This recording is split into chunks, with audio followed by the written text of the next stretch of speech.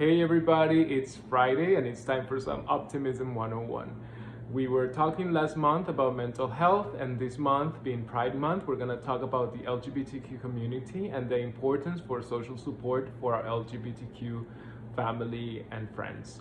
And as being part of the LGBTQ community, I can attest to what a difference it can make for us to have a sense of community and support from those people around us.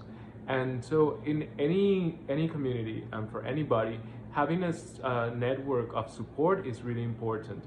When we have somebody we can talk about our problems, when we have somebody that we can openly share things with, we don't keep secrets, we don't keep hidden lives, we are open about them. And this kind of, I think, helps in preventing mental health and also having a balance in life. I feel that when we keep a secret, whether it's about our orientation, about trauma in our childhood, about anything really, we're basically focusing energy to entrap something.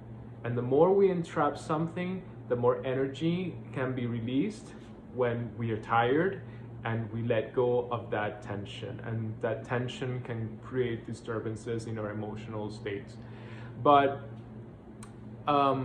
what is important about social support and the LGBTQ community is to understand that when we have those people in our lives that love us no matter what, love us because of who we are, and love us for us being us, with no condition, no like, oh, you're sad today, I can't love you like this. Oh, you're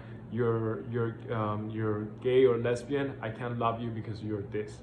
When we find people in our lives who love us no matter what, because they don't care who we love, because not that they don't care, they love who we love, no matter who what sex they are, we can actually come into being the best self that we can be. We can fulfill our own potential, we can have self-fulfillment and become the best version of ourselves, because we always have that ground that we lay our roots in, that can help us nourish ourselves and can always help us validate us. And sometimes also correct us, because they're being honest with positive regard and also feedback onto the things that we do well, we don't do well.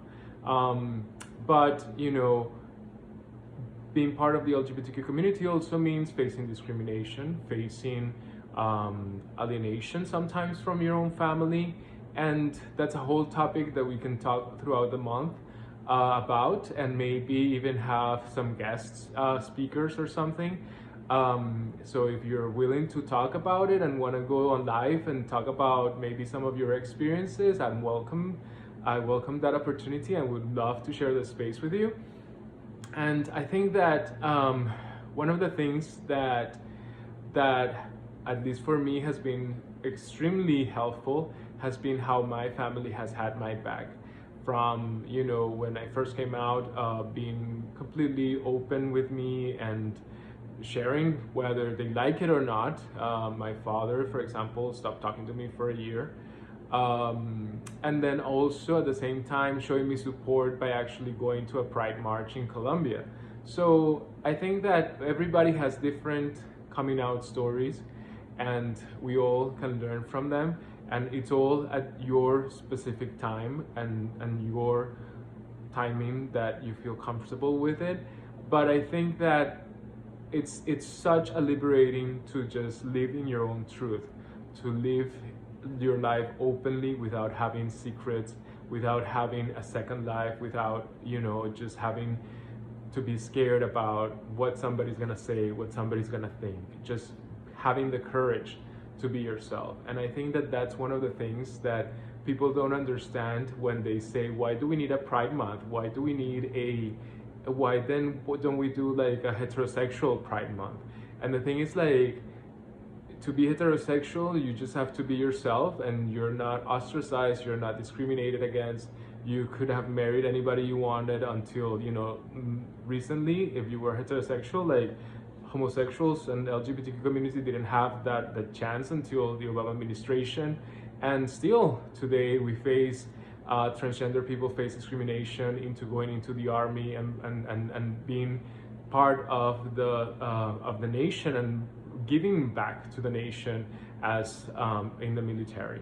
So when you say, you know, why a Pride Month?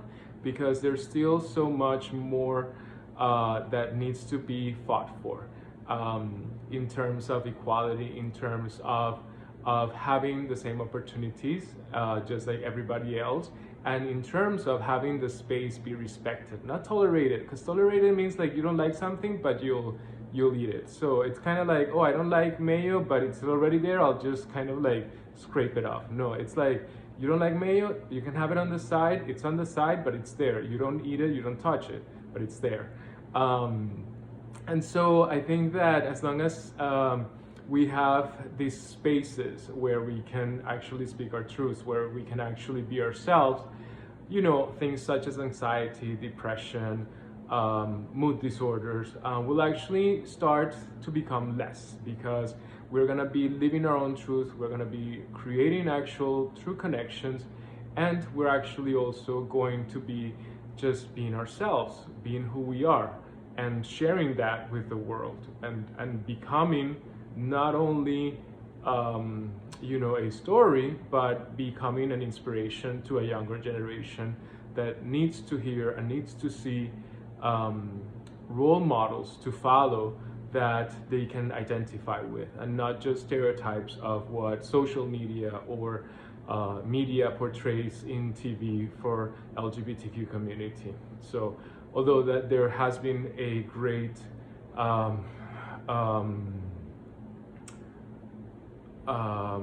diversity incentive from Hollywood and just the media to portray stories of LGBTQ community, but I think that they're still limited in their range, because obviously some things sell more than others. But with that, I leave you for this week on Optimism 101. I just wanted to introduce the LGBTQ topic in this month, and also the topic of social support. So with that said, what are some of the things that you feel you need to be yourself? And what are some of the things that you have or you lack in your social support network? So I'm gonna leave those questions for you to answer or to comment on, so that we can talk about them in the next few Optimism 101, because those are things that are also important in developing a sense of optimism. What optimism is, again, is finding expectations about the future to be positive, having positive expectations of positive outcomes in the future, having that expectation.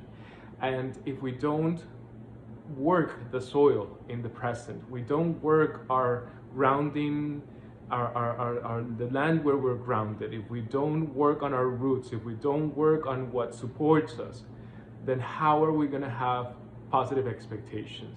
And so that goes for social support, that goes for physical activity, that goes for diet, that goes for health.